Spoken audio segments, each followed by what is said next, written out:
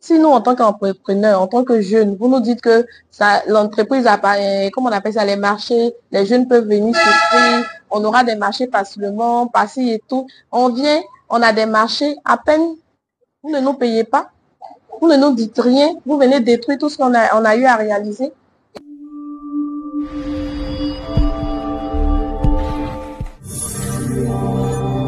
Vive tension après la reprise musclée d'un foyer des jeunes par le district d'Abidjan. Les agents ont forcé les portes sans préavis, suscitant l'incompréhension de l'entreprise qui venait de réhabiliter les lieux. Une opération surprise des services du district d'Abidjan a plongé le foyer des jeunes d'Atekoubé Lokodjro dans un climat de vive tension, ce jeudi 2 octobre. Le site, fraîchement réhabilité par une entreprise locale, a été investi de force par des agents, provoquant l'émoi et la consternation. Selon plusieurs témoins, les équipes du district d'Abidjan, équipées d'arrache-clous, ont forcé le portail principal pour procéder au changement des serrures, détruisant au passage celles installées par l'entreprise gestionnaire. Cette intervention brutale a été menée sans le moindre préavis, une situation qui a totalement surpris les responsables de la société en charge des travaux. Ces derniers affirment n'avoir reçu aucune communication officielle justifiant cette action. Sur place, l'opacité de l'opération est confirmée par le vigile du site. Interrogé, il indique que les événements se sont déroulés sans qu'aucune explication claire n'ait été fournie. Bon, ce matin, environ les 9h-10h, il y a eu la visite des gars des districts d'Abidjan qui m'ont même demandé de venir, ils allaient visiter l'endroit. Mais à ma grande surprise, parce que je suis sorti aller derrière là-bas pour aller voir un peu, comme M. Doma a l'habitude de faire, venir visiter souvent. Bon, ce matin, entre 8 et 9h, M. Doma est venu. Il m'a demandé les clés du crédit, il n'y avait pas les clés, c'est ma patronne qui a la clé. Elle a été d'ici. J'ai même demandé la clé du portail. Elle dit, mais j'ai pas la clé. Elle a pris tous ses clés. Ils sont partis, ils sont rentrés dans la mairie. Ils m'ont laissé, moi, comme on venait parler, moi, ils m'ont laissé se passer derrière là-bas. Comme j'habite derrière là. Ma grande surprise, j'attends ma chaîne en train d'en boire. Ils ont cassé. Ok, je suis revenu à celui qui a cassé, il est remonté dans la voiture, pas reparti. Mais c'est ceux qui connaissent qui sont ici. Il y a M. Doma qui est resté. On m'a demandé encore, est-ce qu'il y a la clé? Il n'avait pas la clé. Donc, ils ont continué à casser. Quand ils ont fini de casser, ils ont mis même les sur lui. Donc, moi, il a trouvé bon d'appeler la responsable, qui est ma patronne. Il a même expliqué, mes dia, il venait, donc il a appelé mon collègue. Monsieur Dumacan, il a l'habitude de passer, il me salue seulement bonjour, et ma patronne, mon patronne est là. Je n'ai pas constaté quelque chose. Bon, il est celui que je suis venu trouver ici même, qui était dans le district d'Abidjan, le bureau qui est de l'autre côté là.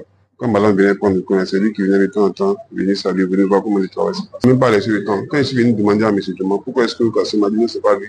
Je vois la dame qui est à côté là. Mais la dame aussi là, elle ne m'a pas répondu. Elle ne m'a rien dit.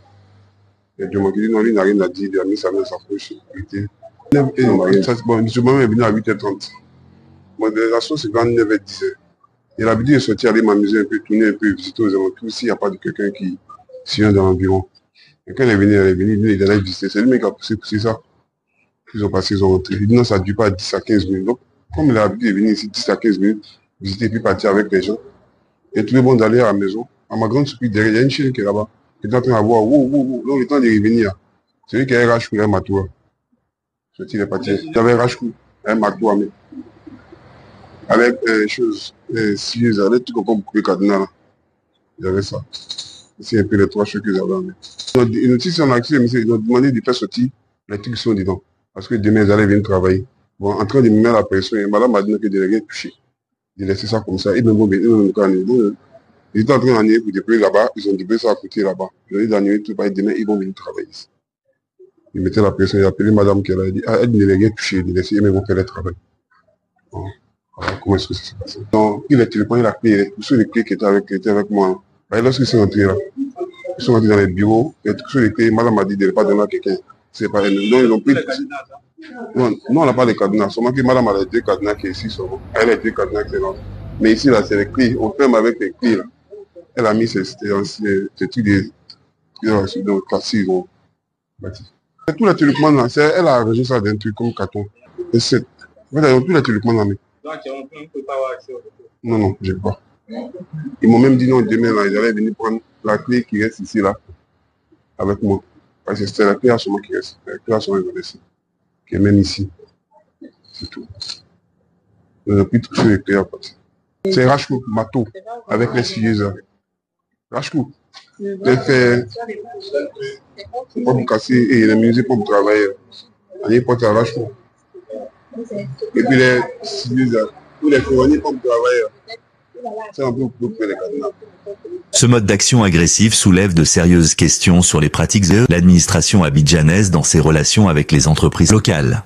La transparence dans l'attribution et la réception des marchés publics est une nouvelle fois mise en cause. Face à cette situation, Madame Regina Ouattara, directrice générale de l'entreprise ayant rénové le foyer, s'est montée au créneau. Elle a tenu à rappeler le sérieux et l'expérience de sa société, citant notamment la réhabilitation de ce même foyer et la construction de l'école de Songon Agbant, réalisée pour le compte du district sous l'autorité de l'ancien ministre-gouverneur, l'actuel premier ministre Robert Begré-Mambé. Je suis Madame Yakoli Regina Épouse Ouattara, directrice générale de l'entreprise NAGSARL.